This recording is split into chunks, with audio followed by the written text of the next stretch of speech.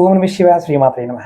మిత్రులకి, శ్రీభిలాషులకి, అలాగే నన్ను ఇంతగా ఆదరిస్తున్న యూట్యూబ్ ప్రేక్షకులందరికీ కూడా పేరు పేరు ధన్యవాదాలు. మిత్రులారా, మీ అందరికీ పరాదేవత ఎల్లవెల్లా మీతో ఉండి మీ మనోవాంఛ నెరవేర్చాలని మనస్ఫూర్తిగా కోరుకుంటున్నాను. మనం 25వ తారీఖు రథసప్తమి.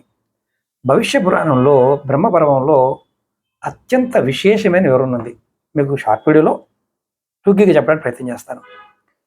సూర్యభగవానుడు కేవలం గ్రహం మాత్రమే కాదు, ఆయన సకల లోకాలకి ప్రాణాధారమైన పరమాత్మ అని పురాణం చాటి చెప్తుంది.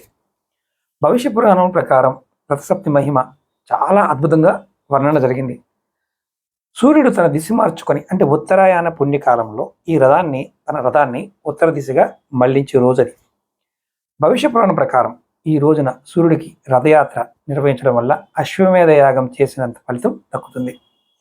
సూర్యుడు ఈ రోజు నుండి తన కిరణాల ద్వారా లోకానికి నవ్య చైతన్యాన్ని, శక్తిని ప్రసాదిస్తాడని చెప్పబట్టడం జరిగింది పురాణంలో.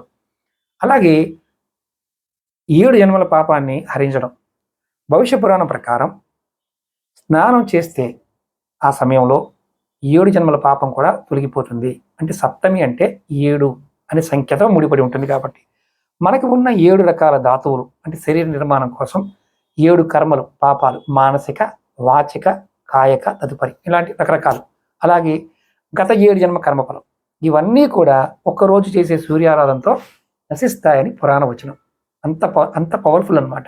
ఆరోగ్య సిద్ధి, నిత్యం మనకి ఆరోగ్యం బాగుండాలనుకునే వారికి రోగం లేకుండా ఉండడం కోసం భవిష్య పురాణం ఈ మాట చెప్తుంది.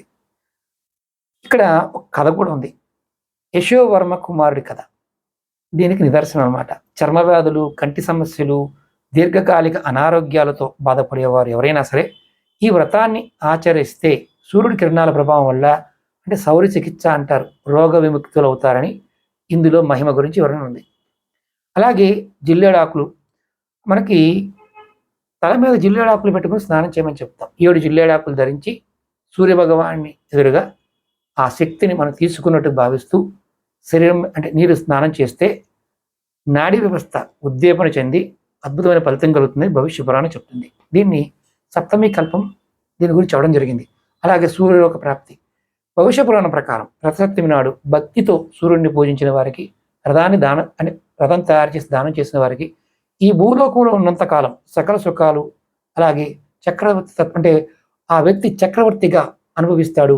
అలాగే మరణం తర్వాత సూర్యలోకాన్ని పొంది అక్కడ ఒక కల్పం పాటు దైవ సమానమైన భోగాలను అనుభవిస్తాడు అని చెప్పడం జరిగింది. ఇది భవిష్య పురాణం ఉన్న ఇది బ్రహ్మదేవుడు రుద్రునితో పాటు రథసప్తమి వృత్తాంతాన్ని విన్నవారు పునీతులవుతారు.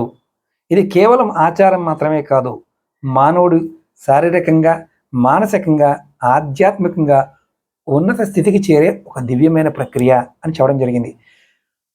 ఇక్కడ మీరు ఏమి చేయలేని వారు మామూలుగా సూర్యభగవానుడికి నమస్కారం చేసి స్నానం చేసి సూర్యోదయానికి ముందు స్నానం చేసి మీరు గనక అష్టోత్తరం చదివిన అత్యంత అద్భుతమైన ఫలితాన్ని పొందుతారు. అలాగే మీకు ఈ వీడియో నచ్చినట్లయితే లైక్ చేయండి, ఛానల్ సబ్స్క్రైబ్ చేసుకోండి, పక్కనే ఉన్న గంట సింబల్ని యాక్టివేట్ చేసుకొని ఈ వీడియోని 10 మంది మిత్రులకి షేర్ చేయండి. ఓం నమః శివాయ శ్రీమాత్రే నమః.